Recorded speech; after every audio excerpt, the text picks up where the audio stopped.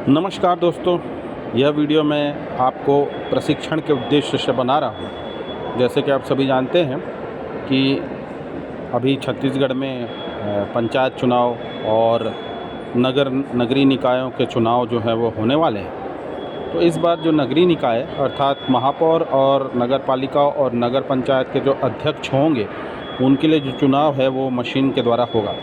तो जो ये मशीन है उसमें ये ऊपर के जो खाने होंगे, ऊपर के जो बटन्स होंगे वो महापौर या अध्यक्ष के लिए होंगे।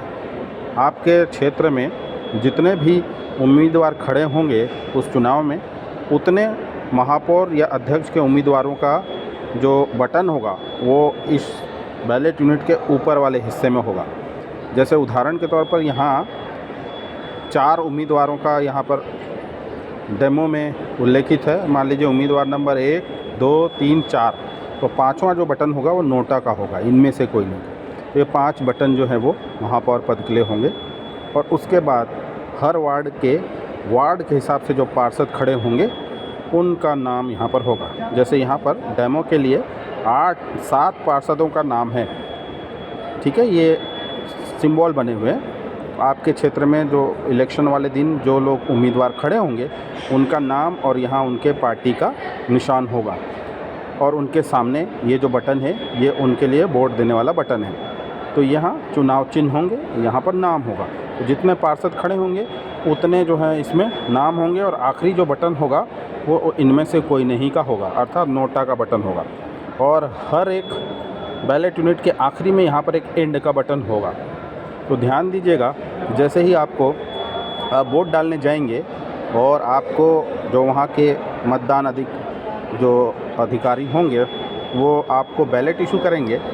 जैसे ही बैलेट इशू करेंगे और आप जो मतदान कक्ष में जब जाएंगे तो देखेंगे यहाँ रेडी का लाइट जो है वो जल रहा होगा। तो उस स्थिति में आपको ये जो महापौर या अध्यक्ष के लिए जो बटन है उनमें से और पार्षद के जो बटन है उनमें से, दोनों में से एक बटन जो भी आप अपने मर्जी के प्रत्याशी को वोट डालना चाहते हैं वो दबाना होगा। सपोज आप महापौर के लिए इस तीसरे नंबर वाले बटन को दबाना चाहते हैं तो ये बटन जब पहले दबाएंगे आप तो एक हल्की सी बीप की आवाज़ आएगी, बिल्कुल छोटी सी 1 सेकेंड की बीप की आवाज़ आएगी। जैसे मैं दबा रहा हूँ, ये देखिए, और ये लाल बत्ती जल रही है। लेकिन अभी आपका वोट पूरा कंप्लीट नहीं हुआ।